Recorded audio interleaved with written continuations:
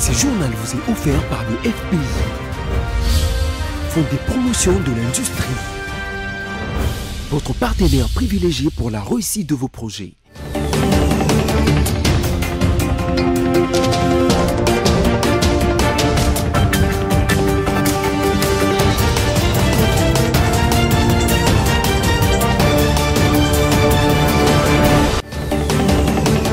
Bonsoir à tous, mesdames, messieurs, voici le sommaire de ce journal.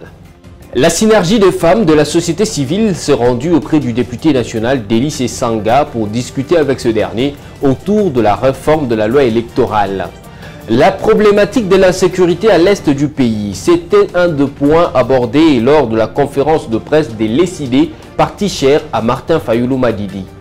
Un constat malheureux fait à Kinshasa, celui de motards communément appelé Wewa, qui continue à rouler sur le seau de mouton sous le regard impuissant des agents de l'ordre.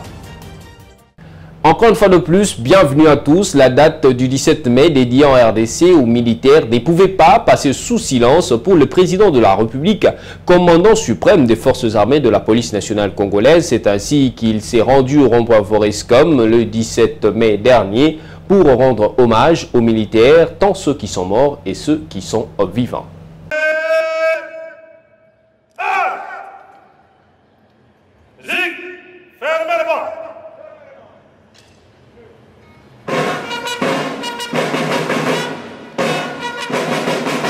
La date du 17 mai 1997 aura été un tournant décisif dans l'histoire de la République démocratique du Congo. 25 ans après, la nation congolaise se souvient de la bravoure de ses forces armées qui ont déboulonné l'une des dictatures les plus enracinées de l'Afrique. C'est pour honorer les hommes des troupes et célébrer ensemble la journée des forces armées de la RDC que le président de la République, Félix Antoine Tshisekedi Tshilombo, est allé s'incliner devant le monument du soldat inconnu dans la commune de Gombe. Devant les officiers généraux et supérieurs, le chef d'état-major général des FARDC, le général Mbala, a loué les hauts faits d'armes du 17 mai. C'est ici l'occasion pour nous de leur signifier que leur mort est non seulement une émotion partagée entre les familles congolaises, mais surtout un exemple de patriotisme et une preuve de leur détermination à sauver le Congo jusqu'au sacrifice suprême. Les forces armées de la République démocratique du Congo bénéficient d'une attention particulière du commandant suprême qui ne lésine pas sur les moyens pour une montée en puissance des forces armées de la République démocratique du Congo.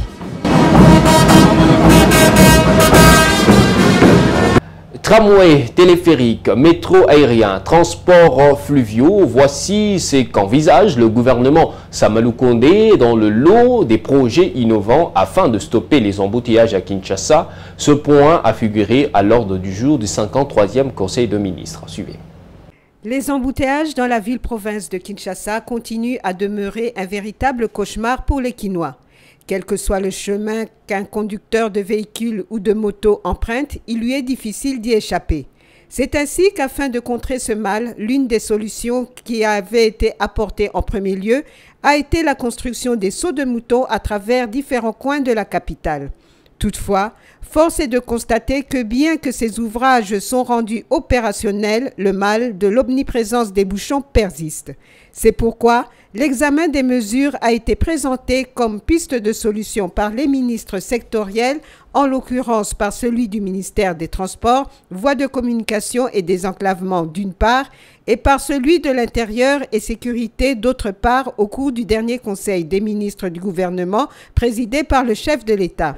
Bien qu'enchanté par ce dernier, il faut relever le désappointement de l'opinion générale quinoise qui garde encore le goût amer de l'expérience de l'affaire Saut de mouton portée devant les tribunaux pour détournement de fonds publics. Plus d'un s'interroge sur le comment de la bonne réalisation de ces ouvrages admirables qui soulagera leur peine dans le transport urbain, surtout qu'à la clé sont déjà prévues la destruction des constructions anarchiques qui jonchent le bord des rails. D'où plusieurs recommandent que ce projet louable soit accompagné de mesures d'anti-magouille afin d'atteindre l'objectif fixé, c'est-à-dire la mise en circulation des tramways, téléphériques, métro aérien et transport fluvial, WET-NC. Tout à fait autre chose à présent, halte à l'intolérance sur la scène politique où tous ceux qui en sont acteurs devraient se produire, ce qu'elles en font en prévision des élections. Ils ne devraient pas empêcher les autres de les faire aussi ou jeter l'anathème sur les actions des autres indûment. Et au nom de l'élégance politique, la rédaction de BCTV exhorte les uns et les autres au changement de paradigme. Suivez cette analyse signée Sami Bossongo. Que va devenir la RDC avec l'activisme des familles politiques qui se sont déjà lancées dans la campagne électorale hâtive comme des compétiteurs qui se produisent dans un combat où tous les coups sont permis? Au nom de s'assurer ou de se ménager une victoire électorale, les uns et les autres se permettent des affirmations gratuites, s'attribuent les réalisations d'autrui, mentent l'opinion sans scrupule, jonglent avec l'opinion comme des sacrés sophistes, organisent coups bas et passages en force, se sanctifient tout en diabolisant les autres. On parle élection et on se comporte comme en campagne électorale à la congolaise où, au lieu de vanter leurs réalisations et projets, les challengers basent leur message de propagande sur la récusation et la diabolisation des autres. Plus paradoxale est l'attitude de certains qui croient que dans cette campagne illégale, ils ont le monopole des initiatives et qui ne supportent pas que les autres aussi tentent quelques actions à perspective électorale. Ils s'en sentent mordus et criaillent dans les médias avec une rhétorique de déformation de la vérité et de la diabolisation qui caractérise déjà quelques familles politiques qui, au lieu de soigner et de multiplier les actions, croient l'emporter sur les autres en renforçant la communication. La démocratie et la Constitution garantissent les libertés individuelles et collectives. Tant qu'on n'est pas en conflit avec la loi, on peut tout faire en RDC. Ne dit-on pas que votre liberté s'arrête là où celle des autres commence?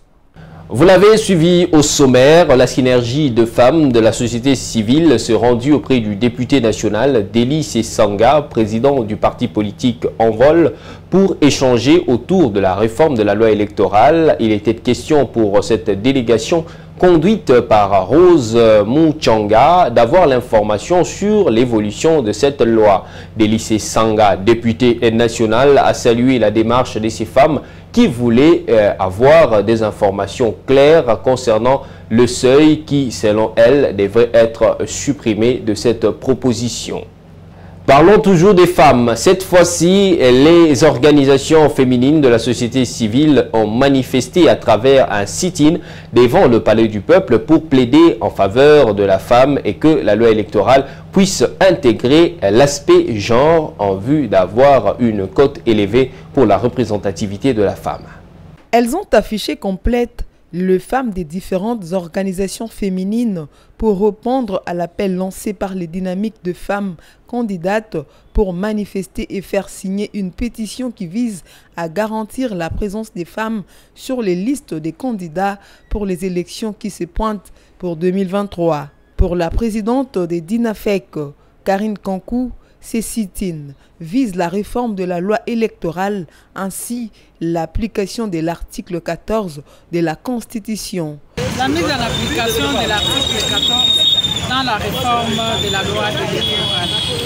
Nous voulons que l'on puisse respecter cette disposition en vue d'avoir une représentation paritaire, même sur les listes des candidats. Que notre loi électorale puisse intégrer significativement les gens dans sa réforme. Et nous attirons surtout l'attention de la commission PAJ qui fait le toilettage et la réécriture de toutes les dispositions qui ont été retenues sur le travail proposé par les groupes de 13. Il s'y est de noter que ces mouvements de protestation des organisations féminines vont se poursuivre pendant 10 jours jusqu'à obtenir gain de cause.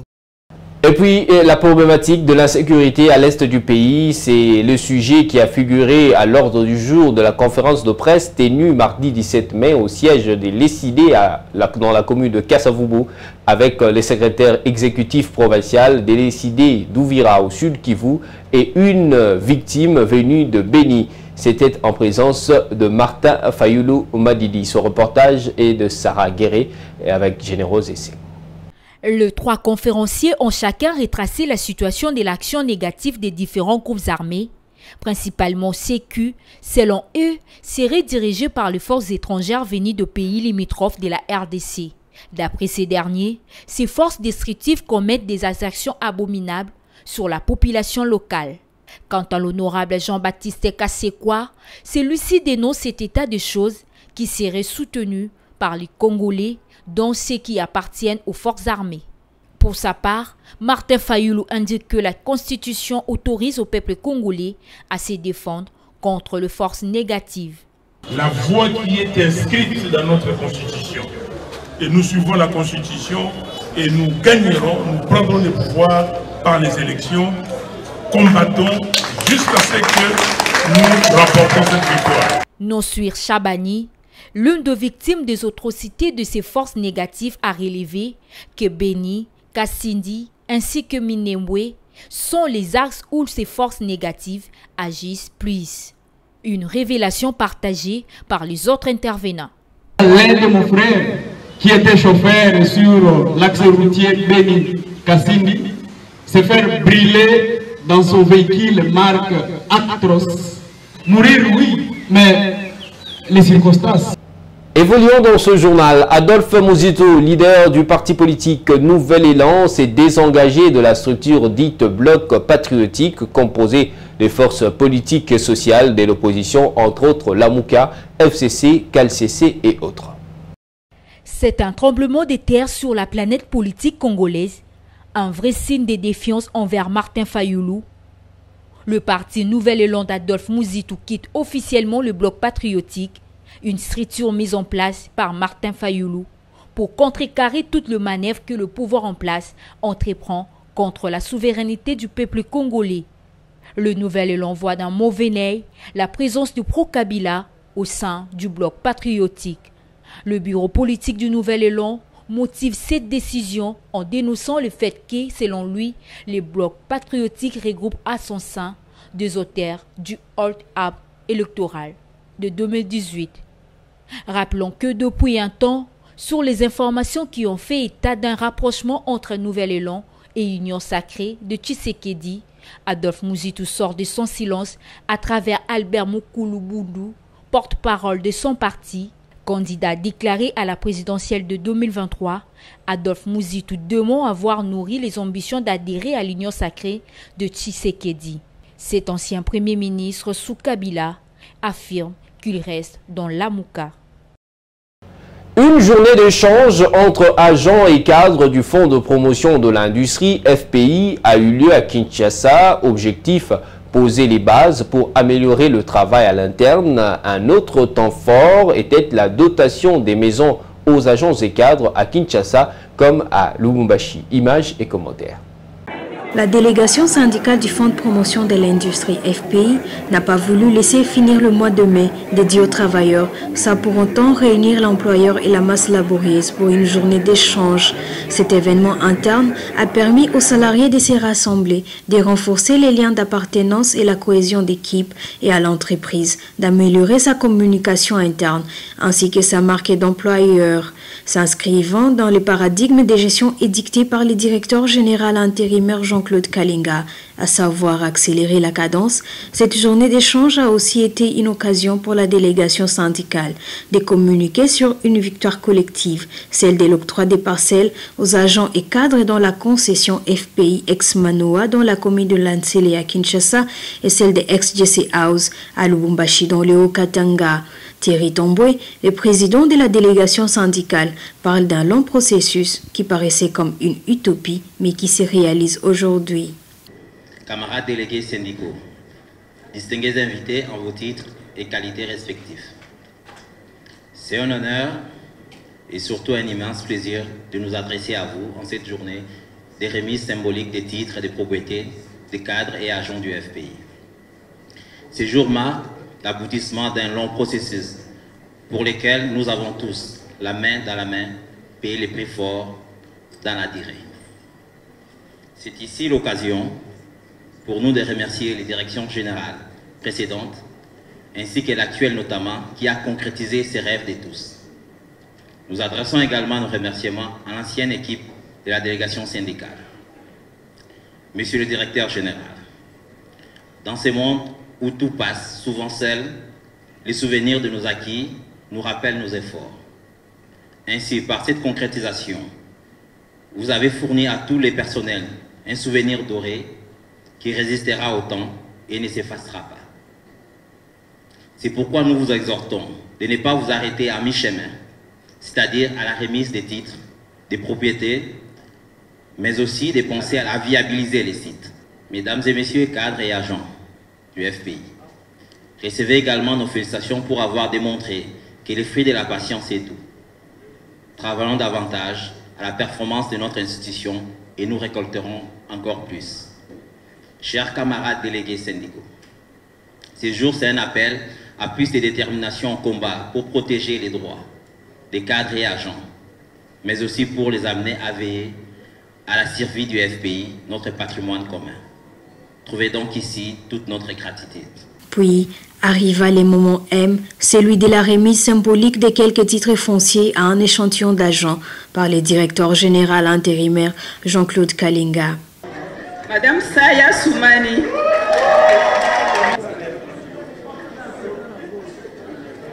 À toute la masse laborieuse du FPI, Jean-Claude Kalinga, directeur général AI, a rappelé les fondamentaux qui demeurent, les travail dans un esprit d'équipe afin d'accélérer la cadence. Je constate avec joie qu'il y a un processus et un cheminement long qui vient de se clôturer aujourd'hui et que l'échantillon représentatif que vous avez fait décerner aujourd'hui les titres de propriété n'est pas exhaustif. C'est qu'on va compléter avec d'autres au fur et à mesure que les titres sont en train d'être établis. Donc ce n'est pas une programmation où certaines personnes peuvent penser que ce sont celles-là qui ont réussi et que d'autres sont exclus. Tout le monde aura son titre de propriété. Les cheminements et les organisations autour de la viabilisation, j'ai senti déjà qu'on m'avait jeté des pics par le président syndical. C'est quelque chose à laquelle il faut réfléchir, mais je ne peux pas répondre ici sans être irresponsable. C'est quelque chose à laquelle on doit beaucoup réfléchir. Et dans le cadre de la matérialisation de ces projets de construction de la Cité des agents et cadres du FPI, la délégation syndicale a eu à inviter une banque de la place Latin B de l'un des partenaires et Luxos RDC, une entreprise de construction de maisons d'habitation basée à Kinshasa, qui a profité de cette tribune pour présenter ses services et conditions aux agents et cadres du FPI qui seront intéressés par ces offres.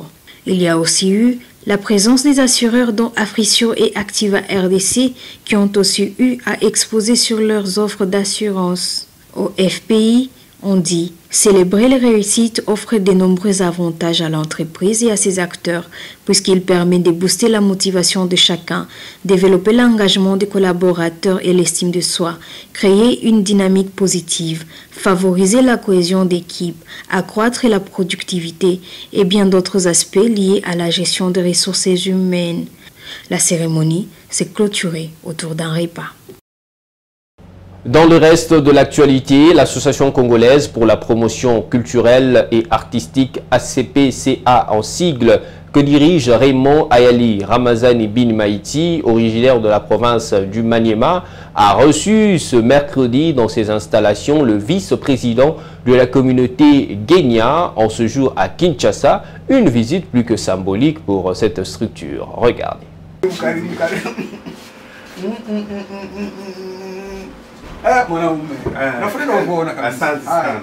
Une maison qui reçoit des visiteurs est une maison bénie, dit-on.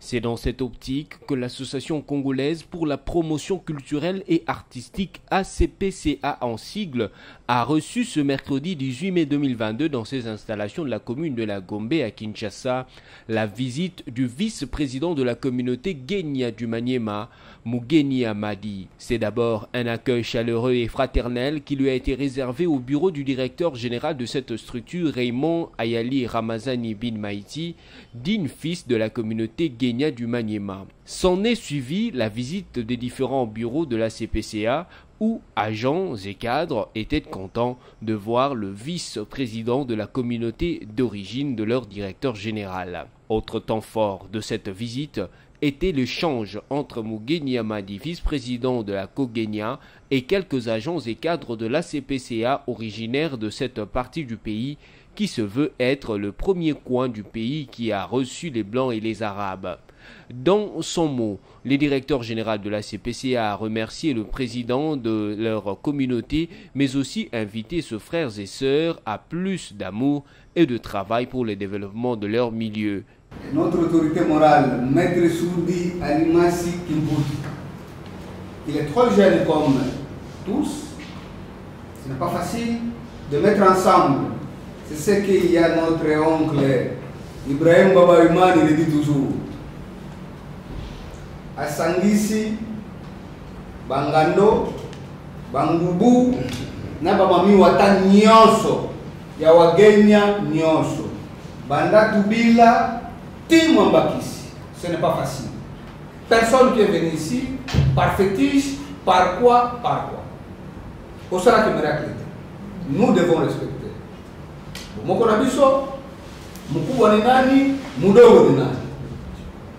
Moutou, Azalina, comportement mabe, il faut dénoncer rapidement. Très rapidement. Parce que l'eau peut même s'accamadesu. Ils ont qu'à moumoza na katia. Mugeni Amadi, quant à lui, a dit merci à son hôte et a invité tout le peuple guinéen à rejoindre l'association pour affermir le lien et développer leur coin d'origine. Je suis très ravi de joie, donc mon sentiment de satisfaction, parce que je suis très ravi de joie pour cet accueil très chaleureux que ma communauté vient de me réserver au sein de cette grande société que dirige mon frère, le DG Raïmou Ramazani. Vraiment, le message que je peux donner à mes frères Guinéens qui se trouvent dans tous les coins de la République démocratique du Congo, voire même dans le monde, c'est emboîter les pas. À ce que notre frère, notre cher frère Raïmou Ramazani est en train de faire. D'ailleurs, me réserver cet accueil, ce n'est pas une chose facile. Ce n'était pas parce que moi je suis excellent, mais c'était signe de fraternité. Et je remercie aussi à M. Soudi Kimputu Alimasi qui a conçu l'idée de créer cette association ou cette communauté, cette association de la communauté Guénia, qui permet aujourd'hui à tous les Guinéens de se connaître. Notez que, loin d'être tribal, la CPCA, qui est un partenaire du gouvernement congolais via le ministère de la Culture, Arts et Patrimoine, chapeauté par la ministre Catherine Fora, et aussi incubateur scientifique du ministère de l'Aménagement du Territoire que dirige le ministre d'État Guilo Ndomboyo, cette structure regorge en son sein les agents et cadres venus de tous les coins du pays. En société, ce mercredi 18 mai 2022, dans les districts de Moamba, au niveau du saut de mouton érigé au quartier des Bonhommes, et celui de Bitabé, dans le district de La Tchangou, un constat malheureux a été fait, celui de motards qui continuent de rouler sur cette infrastructure, bien que interdit par les autorités urbaines. Bénédicte Hassani et Générose Essengo ont fait ce constat. Il s'observe dans le district de Tchangou que les motards communément appelés Wewa empruntent le saut de mouton alors que leur est interdit d'y circuler. Ces phénomènes se constatent au niveau du saut de mouton érigé au quartier de Bonhomme, à la place dite Bitabé où les motards bravent la police, osant circuler les ouvrages portant le nom que deux voies, une pour aller et l'autre pour le retour uniquement réservée aux véhicules. Un jeune Quinois rencontré ce mercredi 18 mai 2022 au marché de la Liberté s'est inquiété au micro de BAC Télévision de l'indiscipline de motards. Un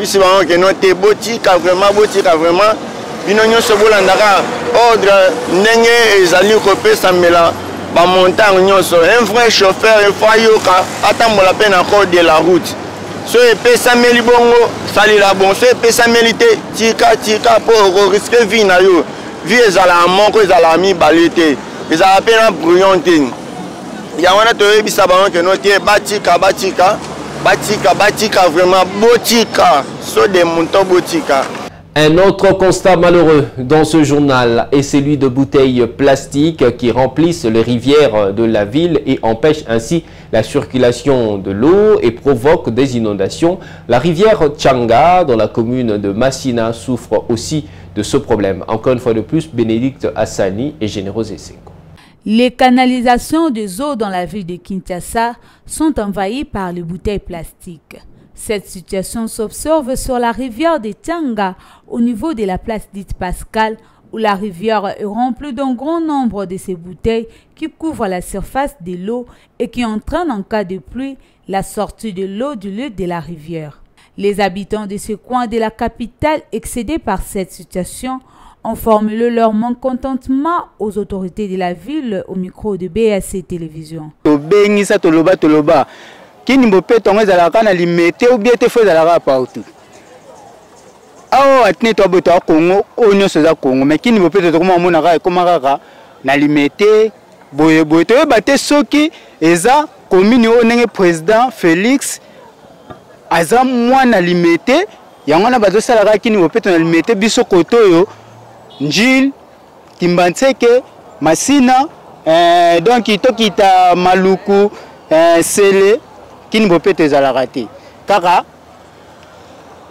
kaka nini matete kaka limete oyo soki kini bosoto botyela biso kutu bomona te mpo bana na bakomande kolokota yango no eza te mais ezalaka so mbula ebeta so bolingi bomona réaction ya awa boyaka boye te boyaka ere mbula ebetaka botala population ndenge azovivre boyaka boye te bomona eloko te fo boyaka ere mbula ebetaka bomoni réaction eloko bomoni réaction ya awa. Ces cris valent la peine à l'ère où l'opération Kinbopeto est en vigueur et que l'hôtel de ville de Kinshasa et la société Okeplast ont signé un partenariat pour recycler les bouteilles plastiques usées et répandues à travers la capitale. On parle de transport dans ce journal, des transporteurs par moto communément appelés Wewa qui, au-delà de services rendus aux Kinois, créent de nouveaux types de problèmes dans la capitale congolaise. Les Kinois se sont exprimés à ce sujet au micro de votre rédaction portée par Sami Bossongo. Présents sur toutes les routes quinoises, les transporteurs par moto communément appelés Wewa font parler d'eux de par non seulement les services qu'ils rendent à la population, la transportant elle et ses charges, mais aussi les soucis qu'ils créent à la société à travers leur comportement sur les routes. Les Kinois sont préoccupés par les prix des courses qu'ils pratiquent, leur langage insolent, leur ignorance du code de la route, l'éducation d'un bon nombre d'entre eux qui laissent à désirer, leur activisme politique, l'absence de critères pour devenir Wewa, la prise des drogues et la consommation de l'alcool auxquels certains d'entre eux sont enclins. Et que savons-nous encore? Quelques Kinois questionnés sur la matière ce mercredi 18 mai au quartier GB ont répondu au micro de votre rédaction sur l'éducation de Wewa. Des fois aussi, par rapport aussi à Yablom Souba Melara, Ebele, Baliko Mela, Soupunatolo, autrement dit, ceux qui gagnent tout ça alors. Donc de façon à Zobangate, Moutoukeza a dépassé donc, il n'a même pas peur. Pourquoi? Parce que Moutouza déjà qu'on travaille dans des moussos. L'impolitesse n'a pas goût. N'a habité, pas de Gonabiso, Basungarabiso, Makasi, pour ne pas retard, Basungarabiso, Makasi, mais n'a habité ceux qui bango, Bazanga, raison, tout est besoin de nous affronter. Donc, bon, Bazaka a raison. Bango, Bazaka a raison. À quoi t'as doublé dans la tour, n'dengeni, tant qu'on me reprochait, il y a d'autres gens qui ont des fils qui excusent à Pamba. Va s'enflammer. Je ne sais pas ce qu'ils ont dû à quoi, ce qu'ils ont manqué d'éducation ou manqué à quoi. Là, je ne sais pas. Vraiment, comportement, il ne faut pas me changer dans le côté. Ne nous quittez pas, place à la revue de presse.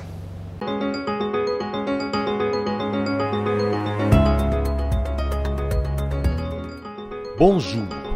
Processus de Nairobi, la communauté internationale apporte son soutien multiforme.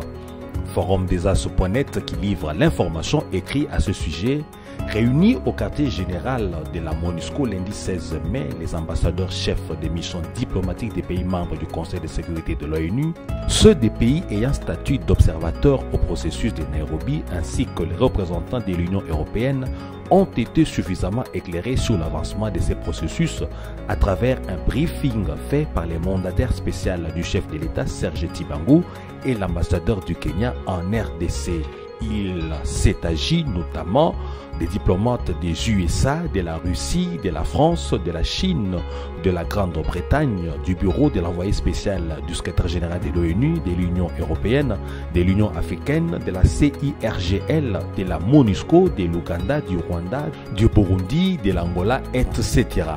De son côté, Africa News, sous son titre présidentiel de 2023, la ligne rouge américaine, renseigne qu'à l'approche de 2023, cette année électorale, Kinshasa connaît une double pression interne et externe. Si à l'interne, la classe politique, notamment l'opposition, tient mordicus au respect du délai constitutionnel décembre 2023 en vue d'éviter un quelconque glissement comme ce fut entre 2016 et 2018, pouvant déboucher sur une crise politique.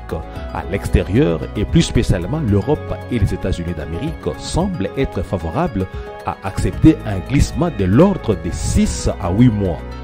Les différentes chancelleries exercent une pression de plus en plus ferme sur le régime de Kinshasa. Actualité.cd a communiqué sur une étude du Target dont les conclusions sont telles qu'en RDC, 11 sur 12 banques commerciales proposent un total de 91 types de cartes bancaires, dont 70% sont des cartes de débit. Sur ces 91 types, écrit ces médias, Target SARL, un cabinet d'études et consulting basé à Kinshasa, dévoile que 70% des cartes sont celles de débit, 18% prépayées et 12% sont celles de débit. Cette information d'actualité.cd termine la revue de presse de ce mercredi 18 mai. Merci à vous qui l'avez suivi et aimé.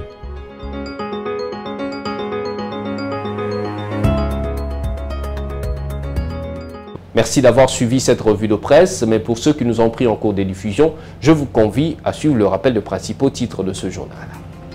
La synergie des femmes de la société civile s'est rendue auprès du député national Délice Sanga pour discuter avec ce dernier autour de la réforme de la loi électorale.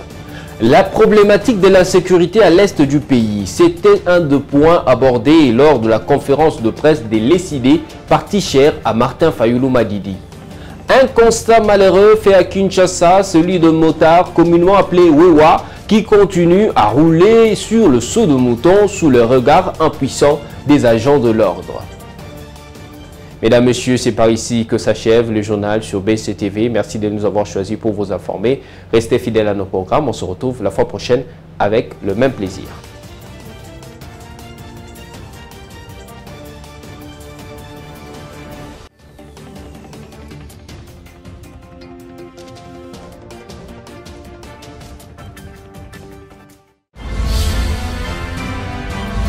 Ce journal vous a été offert par le FPI.